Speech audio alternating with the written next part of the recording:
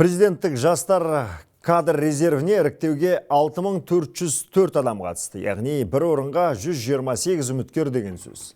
Көп кезеңнен тұратын іріктеу нәтижесі бойынша 100 үздік кандидат анықталды. Енді олар ұлттық комиссия мүшелерімен кездесіп, сұрақтарына жауап береді. Әңгімелесуден кейін президенттік жастар кадр резервіне 50 адам іріктеледі. Олар алдағы уақытта мемлекеттік органдар мен ұлттық компанияларда түрлі жауапты лауазымдарға тағайындалады. Айта кетейін, президент жанындағы жастар кадр резерві жөніндегі ұлттық комиссия іріктеудің соңғы шешуші кезеңін өткізіп жатыр. Қазіргі кезде 5 кезеңнен өтіп, бүгінгі ұлттық комиссияның отырысына 100 үміткер келіп қатысып жатыр. Үміткерлеріміздің негізгі білімдері бұл жоғары және шетелдік білімдері бар. Сонымен қатар қазіргі таңда біздің осы кезеңнен өткен кездегі біздің үміткерлеріміздің алдыға қойған осы мемлекеттік басқаруға өздерінің үлесін қосу,